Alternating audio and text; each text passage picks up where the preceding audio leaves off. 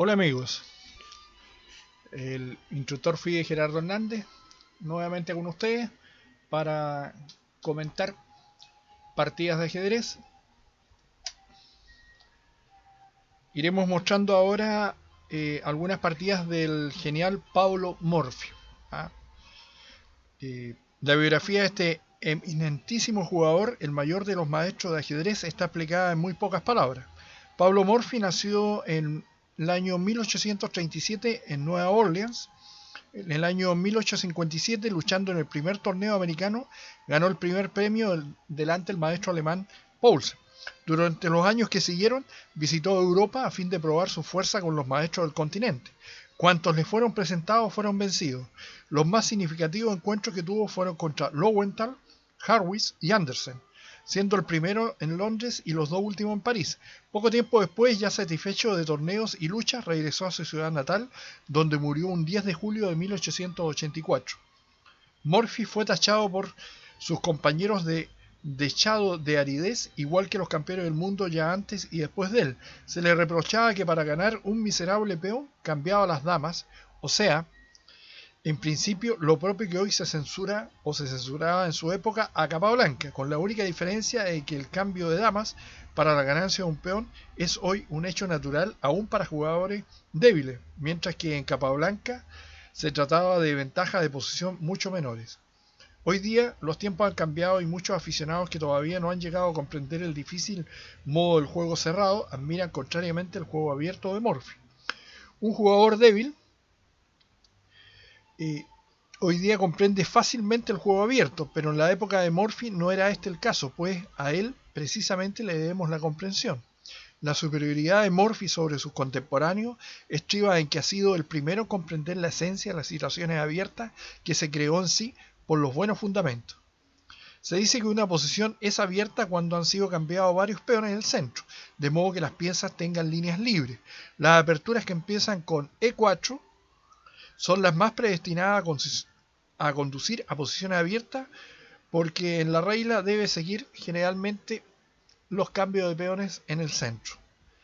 Las partidas de apertura de peón-dama conducen casi siempre a situaciones cerradas, en las que zona abierta se da un desarrollo rápido de figuras, y esto era el conocimiento principal de Morphy. Ante todo, se desarrollaba rápidamente en las piezas, llevaba un juego activo y no perdía ningún tiempo. En contraposición al principio desarrollativo de Morphy, encontramos entre sus contemporáneos ataques prematuros a causa de desarrollo insuficiente o una jugada superflua en asustados momentos de defensa. Lo jugaremos más exacto en las partidas que vienen a continuación.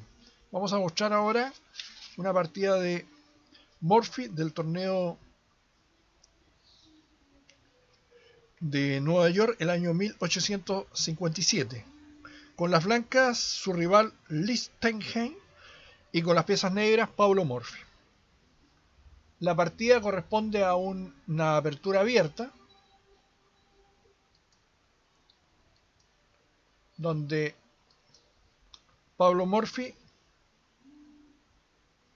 con las piezas negras enfrenta la apertura escocesa, que se caracteriza con este movimiento D4. Y tal como mencionamos anteriormente, la característica de las aperturas abiertas es que hay cambios en el centro rápidamente. Se produce el cambio y ahora, en vez de continuar las blancas con caballo por peón, hacen la jugada alfil C4, transformándose en el gambito de escocés, que es un desarrollo rápido sin recuperación del peón para privilegiar la movilización rápida de piezas. En este caso el blanco puede enrocar rápidamente y ustedes verán que el negro todavía no ha sacado las piezas del flanco de rey. ¿Ah? El juego, bueno, ahora las negras se defienden con esta interesante continuación. Hay varias líneas para las negras. En este caso, la más convencional es alfil C5, asegurando la posición del peón en D4. Pero acá juegan caballo F6, atacando el peón del rey de las blancas. Y las blancas tenían a su disposición ¿no es cierto?, la jugaba en roque, donde el negro podía jugar eso, torre 1, D5, y acá las blancas con simple jugada hubiesen recuperado ambos peones. Pero el blanco decide hacer esta continuación, es decir, ya acá cambia un poco el desarrollo de la partida, no privilegiando el rápido desarrollo, sino que ataca, moviendo nuevamente el mismo peón que había sido movido al inicio del juego, y ataca una pieza de las negras desarrollada. Y ahora el negro contesta en forma muy acertada D5, donde posibilita la salida del alfil de flanco de dama de las negras, ataca el alfil blanco ubicado en C4 con ganancia de tiempo, y las blancas clavan la posición del caballo negro, continúa la amenaza hacia el caballo que está en F6, por lo tanto las negras tienen que moverse, y ahora las blancas tienen que mover nuevamente un caballo a la casilla D4, amenazando ganar en el cambio.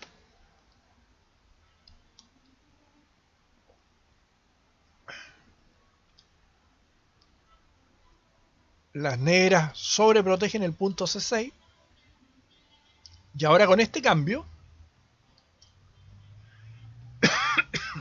las blancas tienen que perder un tiempo en retroceder con el alfil. Retrocede y amenazan capturar el caballo que está en E4,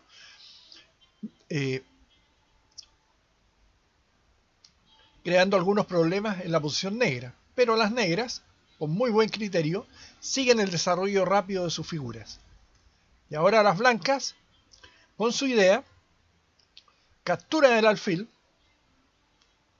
donde el negro, al capturar D por E, el peón S sería fácilmente atacado por las piezas blancas. Pero las negras, continuando con su extraordinario plan de iniciativa, mueven la dama, amenazan un mate en F2, y de esa forma evitan el doblamiento, digamos, la captura del alfil con el peón. Podrían capturarlo con la dama. Pero las blancas, al hacer esta jugada, y el negro teniendo idea de mantener la dama sobre el tablero, no captura con dama, sino que toma con el peón. Y acá las blancas tranquilamente podrían haber enrocado, pero empiezan a enturbiar las aguas, amenazando el alfil que está en la casilla C5, tratando de obtener un cambio con ciertas ventajas en su posición. Pero las negras, con muy buen criterio, llevan el alfil a la casilla G4, donde amenazan la dama, y si la dama blanca se ubica en D2, después de torre D8 tendrían que abandonar, porque la dama tendría que salir de la columna dama y vendría un mate en D1. Por lo tanto, las blancas hacen la fuerte jugada en apariencia dama C4, donde amenazan el alfil que está en C5, y si el alfil se retira, ya que está amenazado también por el alfil de E3, habría un jaque en C6 con caída de alguna pieza enemiga. Pero acá Morphy nos brinda el talento extraordinario de este jugador, que estaba muy avanzado al resto de sus contemporáneos. Hermosa jugada, donde vuelve a insistir con un mate en la casilla F2, y si las negras, las blancas, continuaran en este minuto con dama C6 jaque, se encontrarían con alfil D7, dama por torre jaque, rey E7, quedando amenazada la dama blanca por la torre en H8 de las negras, y además el negro amenazando un mate en la casilla F2, o con gran, digamos, dama F2 jaque, rey D1, y vendría alfil G4 jaque mate. Por lo tanto, las blancas tendrían que jugar eso, jaque, rey, jaque, y si se va a G1 vendría E2 con ventaja decisiva. Si se va a E1 vendría dama B4 jaque, C3, dama por B2, nuevamente amenazando ganar, dama por H8, porque la dama está tocada, alfil G4 con un mate imparable de las negras, donde nuevamente vemos la gran ventaja del desarrollo de las negras sobre el desarrollo de las blancas. Acá ustedes se pueden dar cuenta que las negras tienen 2 piezas desarrolladas, las blancas solamente una, y 3 piezas sin jamás haber sido desarrolladas. Ahí se nota la ventaja del pronto desarrollo. Pero veremos que después de dama C4, alfil por E3, bueno, el blanco no hace esa continuación de dama por C6 por la línea que acabamos de ver, sino que juega G3, atacando la dama. La dama negra se defiende y amenaza ahora un mate en D1. El negro captura F por E3, dama jaque, rey F2, dama jaque, rey G1, protegiendo la torre, alfil H3, y hay un mate imparable en la casilla G2. Jaque, rey F8, jaque, rey E7, y al ver la imposibilidad de detener el mate en G2, las blancas abandonan. Nuevamente es muy interesante hacer la siguiente comparación. La dama negra está en F3, el alfil en H3, 2 piezas totalmente desarrolladas, el rey podríamos decir que también está desarrollado en la casilla E7, y las blancas tienen 3 piezas en sus casillas de origen: el caballo de la dama, la torre de la dama y la torre del rey, sin haber sido nunca movilizado de sus casillas de origen.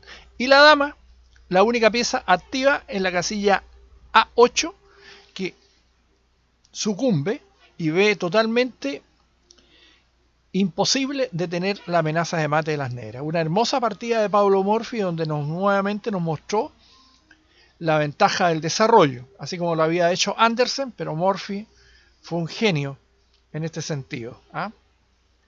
Cabe destacar para los estudiosos del ajedrez que el gran Andersen, que era el jugador considerado el mejor del mundo hasta que apareció en el año 57-58 Morphy, y posteriormente el 61-62 Andersen, al desaparecer del mundo del ajedrez, ya que no jugó más competitivamente Paulo Morphy, volvió Andersen a ocupar los primeros lugares del mundo, y